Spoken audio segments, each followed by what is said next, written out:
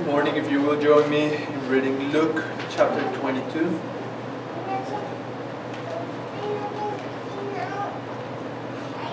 We're going to be reading the first 34 verses in Luke 22. And it says, "Now the feast of unleavened bread drew near, which is called the Passover, and the chief priests and the scribes were seeking how to put him to death, for they feared the people. Then Satan entered into Judas called Iscariot, who was of the number of the 12. He went away and conferred with the chief priests and officers how they may betray him. They may betray him to them. And they were glad and agreed to give him money. So he consented and sought an opportunity to betray him to them in the absence of a crowd. Then came the day of unleavened bread, on which the Passover lamb had to be sacrificed. So Jesus sent Peter and John, saying, 'Go and prepare the Passover for us, that way that we may eat it.' They said to him, Where will you have us prepare it?" He said to them, "Behold, when you have entered the city, a man carrying a jar of water will meet you. Follow him into the house that he enters, and tell the master of the house, 'The teacher says to you, where is the guest room where I may eat the Passover with my disciples?' And he will show you a large upper room furnished. Prepare it there."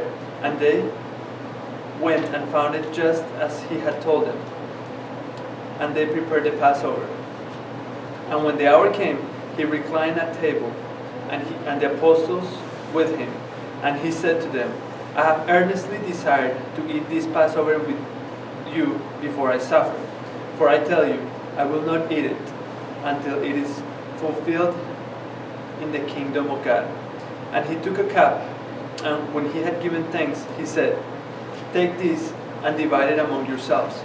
For I tell you that from now on I will not drink of the fruit of the vine until the kingdom of God comes." And he took bread, and when he had given thanks, he broke it and gave it to them, saying, "This is my body, which is given for you.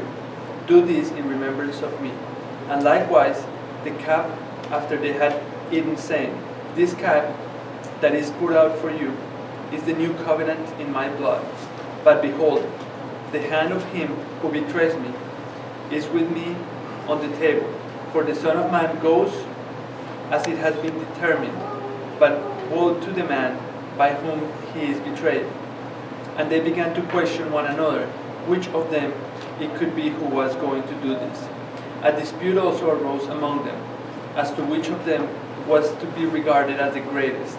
And he said to them, "The kings of the Gentiles exercise lordship over them, and those in authority over them are called benefactors. But not so with you. Rather, let the greatest among you become as you the youngest, and the leader as one who serves. For who is the greater, one who reclines at table, or one who serves?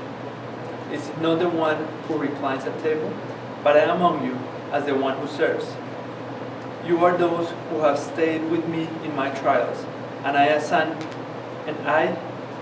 to you, as my Father assigned to me, a kingdom, that you may eat and drink at my table in my kingdom, and sit on thrones judging the 12 tribes of Israel. Simon, Simon, behold, Satan demanded to have you, that he might sift you like wheat.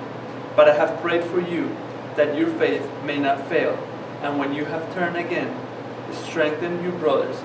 Peter said to him, "Lord, I am ready to go with you both to prison and to death."